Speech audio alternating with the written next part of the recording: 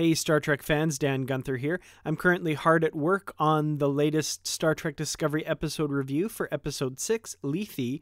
However, there was one thing in particular from that episode that I wanted to make a quick video about. I remember back when the first details were trickling out about Star Trek Discovery and we learned that Sarek would be a recurring character on the show. And then we learned, of course, that Michael Burnham, the show's main character, would be a ward or adopted daughter of Sarek. Now, I have to admit I was initially a little trepidatious about this decision. I kind of thought it was a bit of a cynical attempt to tie it to the continuity, to attract old school Star Trek fans, that sort of thing. And while that might still be a bit of the case, I have to say this latest episode did a really great job of some very difficult but very adept retconning.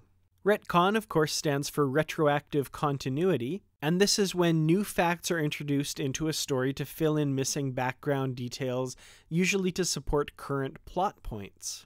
There can be good retcons and bad retcons. Star Trek has a history of both. A good retcon, for example, would be the revelation of Dr. Bashir's genetically engineered status in Season 5 of Deep Space Nine.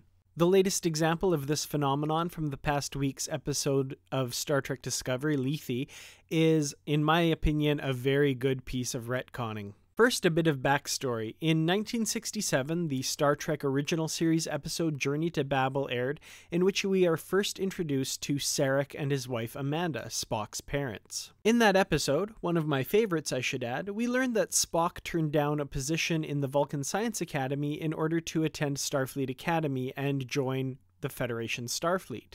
It has kept Spock and Sarek from speaking as father and son for 18 years. Which, to me, always seemed a little bit excessive.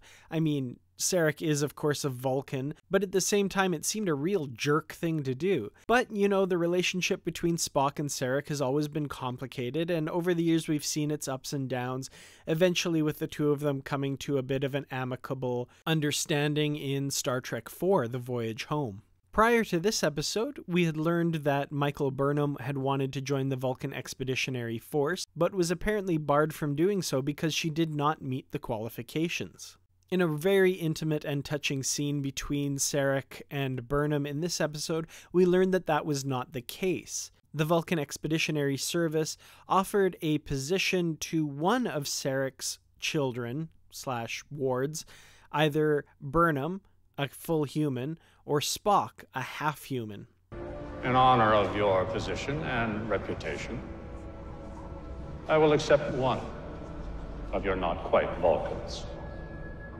Do you ask me to make an impossible choice? In that moment, Sarek was forced to choose between the two people whose lives he was responsible for, and ended up choosing his son Spock, reserving a spot for him in the Vulcan Expeditionary Service. It is because of this decision that Spock's refusal to enter the Vulcan Science Academy and join the Vulcan Expeditionary Service so angered Sarek.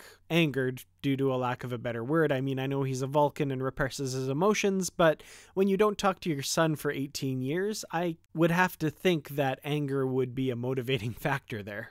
This, in my opinion, is a great piece of retconning because it adds additional weight, additional gravitas to this situation between Spock and Sarek. Not only do we learn more about the relationship between Burnham and Sarek, but we are able to infer that this rift between Sarek and his son was also partially based on this hurtful decision that Sarek made years ago. And I feel like it's a piece of exceptional writing when this episode is able to shed new light and bring new meaning to something that was written 50 years ago. So bravo to the writers of Star Trek Discovery. You've made me understand why you've set this show when you did, and I really appreciate the added meaning that this has brought to one of my favorite episodes from 50 years ago. So thank you so much. Thank you very much for watching this video. Please like, share, and subscribe. Leave in the comments what did you think about this particular piece of the show and the meaning that it brought to Journey to Babel. Do you think it was a good decision, a bad decision, or do you just not really care? Thanks for watching. I'll see you in the next video, and until then, live long and prosper.